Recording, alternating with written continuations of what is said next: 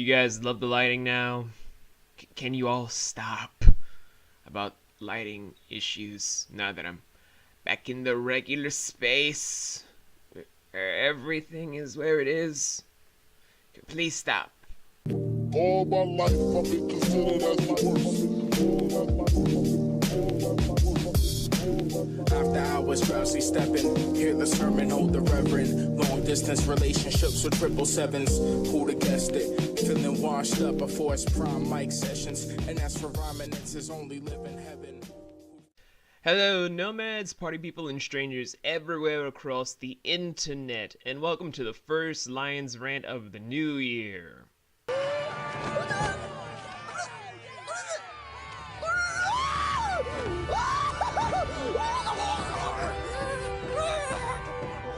Let me tell you guys about one of my jobs. You still amaze me. Now, when I say that, I actually mean like a company or a group I work for. In this case, I'm going to talk to you guys about how things are with me on my own end working for Rosegate Life for Crafty Simmers. Back to you, Naked Man.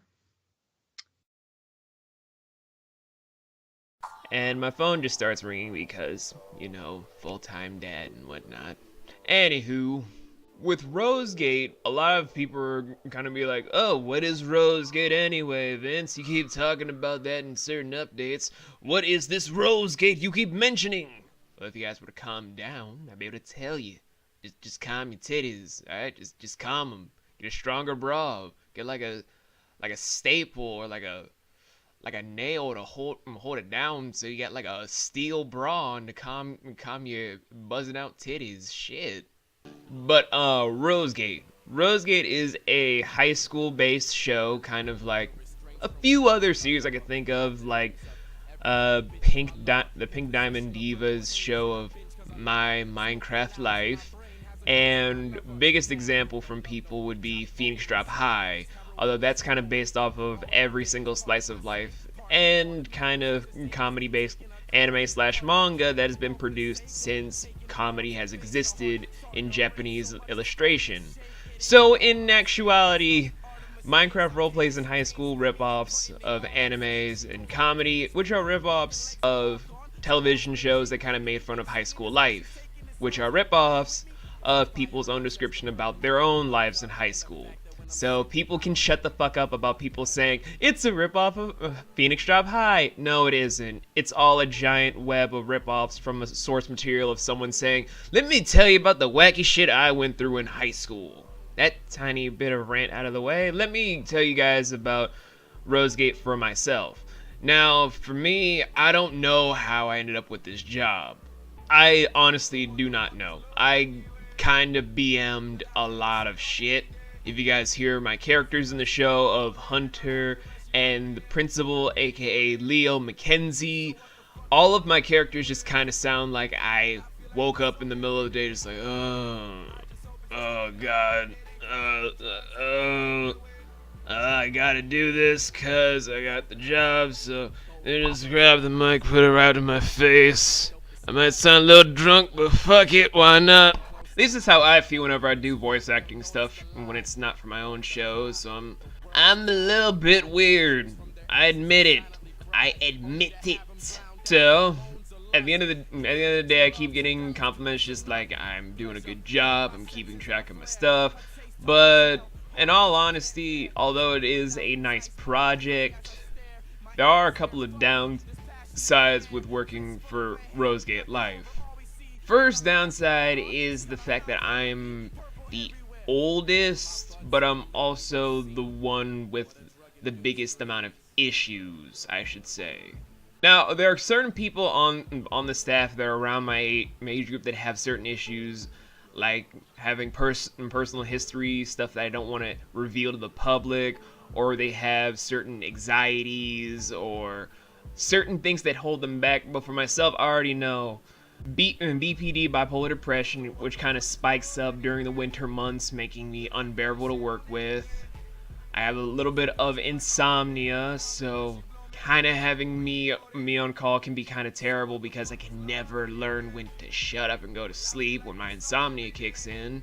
And the fact that I kind of have a little bit of some seizure warning stuff that happens. Fucking fan heater AC unit is just, oh, every time I'm down here. And the fact that I have these tiny little things involving seizure moments where I have like big flashing stuff pop in my face, it kind of makes things unbearable if I just see a bunch of movement shit going on, and it's very unbearable for a lot of things. And since I'm trying to become a look, air, heat, whichever unit that's on, shut the fuck up. I'm working here. And because I'm trying to become a better parent for my daughter of Effie, I kind of have less tolerance for stuff like memes and sex jokes that kind of pop up from people if it's not like us having like a minimum stuff for creativity for a different project. If it's just willy-nilly, I'm not going to really have too much care for it if it pops up out of nowhere, because I'm trying to put my own foot down first with the younger people, because I'm trying to become better for my own little person. Even though she likes to say, Dad, I'm not little anymore. I am an adult now. And I'm like, Effie, you're my little princess. I don't give a fuck. Ugh. That's one of the big downsides from all of my big issues, because it kind of makes me a little bit unbearable. And from that stemming out, it kind of leads into the second thing that's kind of a struggle when it comes to working for Rosegate. Because I have bipolar depression, I have a lot of moments where I would be sitting there in a call together with the group, and I would just out of nowhere feel like quitting, honestly. Like, I will be hearing everything, looking over all the lines, and everyone will be having a fun time. But every second I'm just sitting there trying to listen, like, there would be this dark thing in the back of my mind, just like, they don't care. There's no use for you here. Why are you even doing this? You should just quit and never come back. And just festers on and on to the point where I'm just like, I should probably leave because I don't want to bum anyone out. Which I do a lot with certain things. Like, if my YouTube family hits me up and I'm like, I'm kinda, yeah. Although if you ask Danny or Casey or Jasmine or Jenny or Jen, I have to differentiate which Jen I'm talking about.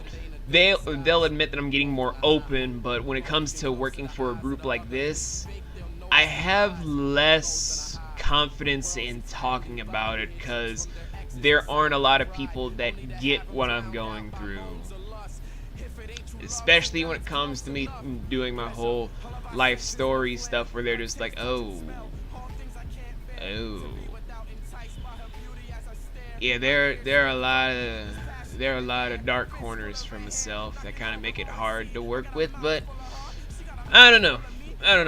And the third thing that kind of feel like is the terrible thing when it comes to working for Rosegate is the shipping.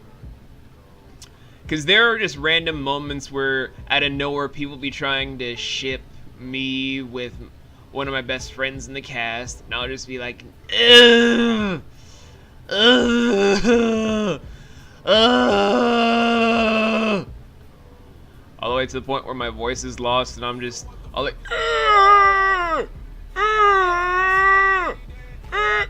The point where I'm just all of a sudden losing my already lost voice, and I'm like,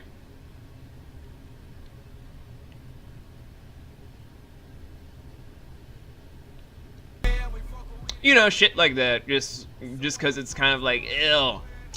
Like, we're not gonna deny the fact that my best friend in the cast is an incredible lady. She's awesome, she's lovely, and I love her to pieces. But I've already said to a point where I would rather have a long friendship that could go on till we're old and gray, and in an old folks home going like, you know, remember that time we went to PAX that one year, and Adrian got a surprise wedding ceremony for Heike. It was so weird. I'd rather have that than just a short relationship where after the end of it, it's just going to be hard for us to work together, and either one or both of us would just quit the project, never speak to each other again, and never have fun. I don't want to do that. And there's also the whole thing about how certain fans try to ship everyone together that kind of gets annoying, because not like anyone else just fucking does that to the point where it's exhausting. Very, very exhausting with how stupid that is. But that's not to say it's not all fun. It is a great group to work with. Because with Crafty Simmers, it's a great experience. With Candy Trickster, I met one of my best friends in the whole world. And all of the young people that are on the project, like Unicorn Sparkles, Moonshire Wolf, Queen Reese's, Spoopy, Clumsy Simmer, Day Simmer. I hope I'm saying that name right. And even Emil from Rosegate, aka Jisaki Boy 95. Again, I hope I'm saying all these names right. It's a great experience because you get to meet a lot of great friends, have a nice little marketing thing where you get to meet people and connect with them to the point where just like, I have these friends, I can do fun things with them, and I don't feel like I'm alone. But at the same time, I do have those negative factors that kind of hold me back from doing anything more exciting and fun with them, because I kind of just feel like my issues kind of hold back production if I were to talk about them. And it gets even worse the older I get, because I already know I'm going to be turning 24 this year, which means 6 more years from now I'll be 30, and all of my bipolar depression will either come crashing down on me even harder to where I'll be a heavy drinker for a good couple of months, or I will be sort of in a balanced state if things don't really pan out the way I'm expecting them to. Because this year is the year I'm trying to get more help for myself and to open up more with my family to find better solutions. But I already know that at the moment in time right now, my own issues kind of hold back the better quality I could give for the whole show. And from that whole standpoint, I know there aren't going to be a lot of fun moments, and a lot of my recordings for a couple episodes down the line I already know are going to be subpar compared to anything else you guys might hear. Like, for certain lines I keep reading about for the first season, I'm not even going to touch on the second season because that is a giant whole web of things that we're not going to talk about until it's revealed more in depth by my bosses. But season 1, I already know my dialogue isn't going to be as fresh, as energetic, and you might even be kind of like, why does Hunter sound so sad? Why does Mr. Mackenzie, aka the principal, sound kind of weird? Because I already know that there are going to be moments before I kind of pick myself up to where the dialogue will be better. Because January and February, when I'm pre-recording lines to send off, I won't be happy. I won't be ecstatic. I won't feel energetic. I won't be happy about a lot of things. But it's still a job. I got hired to do something by a lot of great people, and I'm trying to do my best with stuff. But that's just me covering just like the half that's negative. But what about the positives in its full glory? Like, I only briefly touched about everything, but what about the positives about working for Rosegate? In all honesty, there are just a lot of different positives that you can kind of culminate when you work for a big group like this. For example, the number of people that I couldn't have met if I didn't audition, I honestly would have regretted it for the rest of my life. Because the moment I auditioned, still have no idea how I got the job I did to be 2 voice actors and to help write the scripts. I'm not saying I'm going to be writing any episodes soon, unless Heike and Shannon wanted me to. but it did give me a big enough platform where I can work with people on a grander scale and do more with myself rather than just sit around and kind of sit in a dark room all day and just kind of be like, what dark thought is going to creep up on me? Another thing that I kind of got in were all the good friends that I've made besides Heike and Shannon. There's Unicorn Sparkles, who I just love to pieces. There's Moonshire Wolf, who's like the group baby. She's like the group baby everyone likes to clam around, just like, she's so precious and adorable. She's like a little precious marshmallow, all little and cute and stuff. And then we also have my friend of Queen Races, who on a good day is hilarious and good to work with. And then there's Spoopy. Spoopy is a nice little guy. I like him enough. I like how he tries to bring enough energy and hilarity to the chat whenever he's around. And then we also have Adrian, aka Jisaki Bro 95, aka Emil from Rosegate Life. Honestly, when we first met, I thought Adrian didn't like me.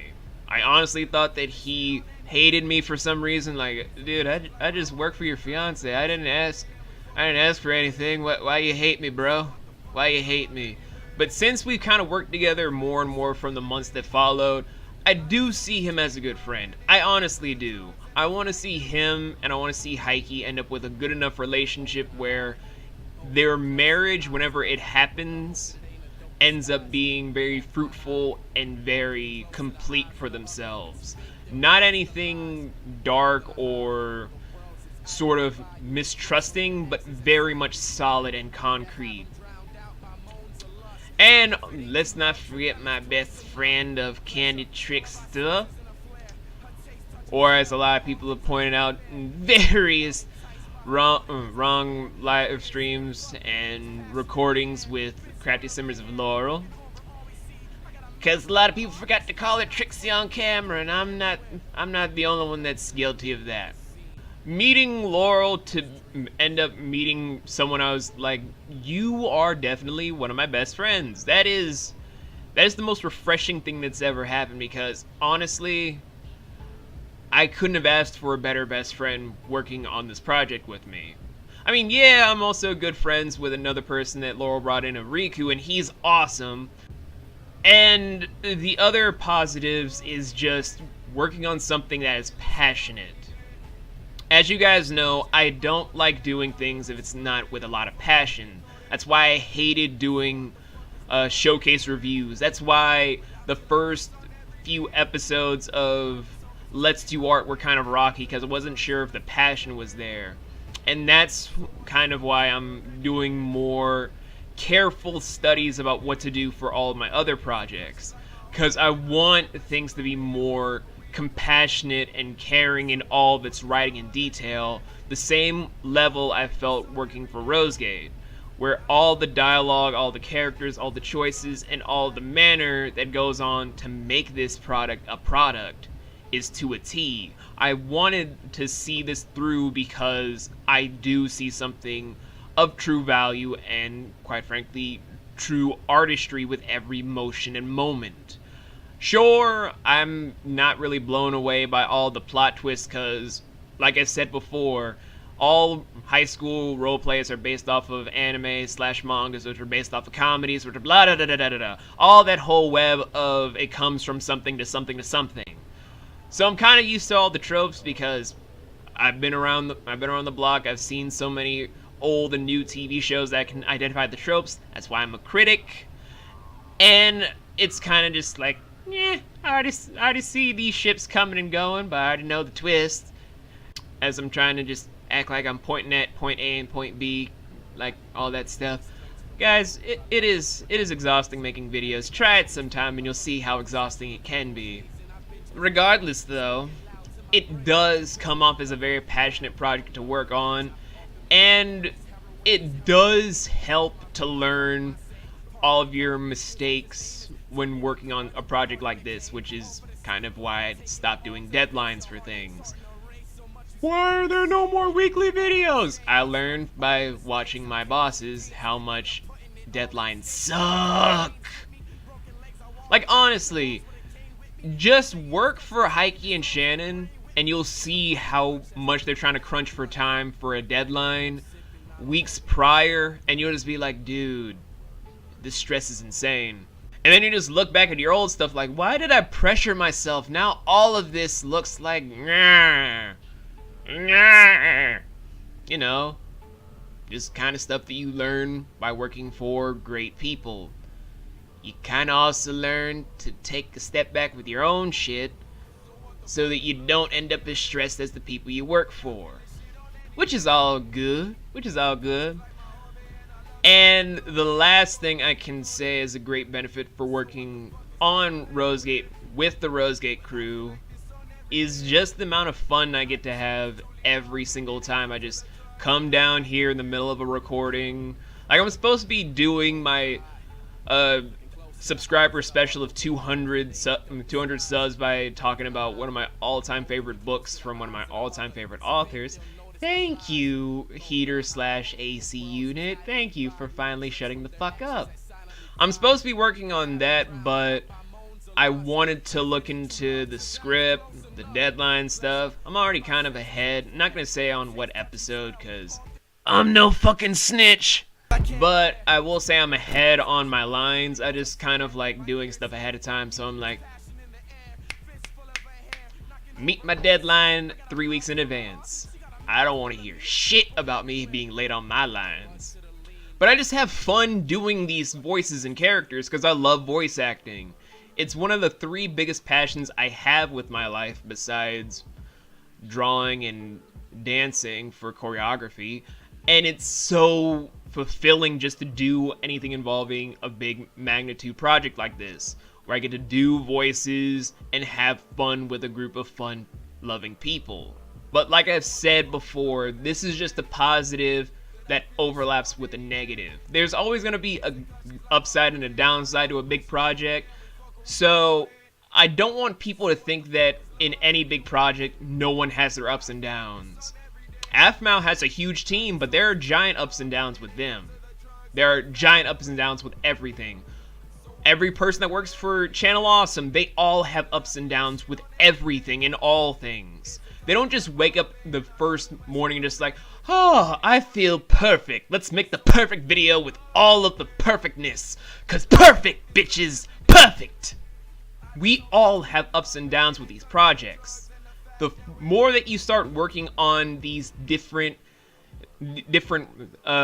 content series and creations, you end up learning more and more the behind the scenes from the other person's field of view and vision, that nothing has perfect ups. There's always the negative to all of the positives. And the more you just get enveloped in what you're doing and learning all of the rocky edges with everything, the more you start appreciating what people start doing for you content-wise. Because I didn't really appreciate a lot of the stuff that I kept watching from all the biggest content creators until I started doing YouTube again after that big hiatus in 06, 07, and 08. And doing this again solo after having a huge team to work with, and now doing just one side thing with a team and only focusing on my own channel, you end up appreciating more and more how other content creators feel. They don't have constant ups because that would be boring. When you do stuff for yourself or for others that kind of hire you to do things, or you're focusing on your own goals, you always have to carry the negatives with the positives to come out better and stronger with what you do. And I know what you guys are thinking, oh, Vince just got off topic. No, I didn't. Look back at everything that I've said and link it up to the final words I just put into one solid paragraph or even a small little essay for all of you. It still culminates into what the negatives and positives are with Rosegate, but a giant life lesson for you. So I don't want to hear any bullshit just like, oh, he got off topic, he doesn't know what he's talking about, because I am trying to say I know what I'm talking about. I don't know everything, but I do know some things. So you guys could either take this rant as just me getting something off my chest about Rosegate and not knowing a single thing that I'm talking about, or you could take this as me sharing with you guys my own personal experience with one of the best groups on YouTube, but just sharing my own thoughts and opinions and feelings with you guys on a real level. Because you could do either or, because you can either respect what I'm doing and just love the fact that I'm giving it my all. But if you don't, then whatever.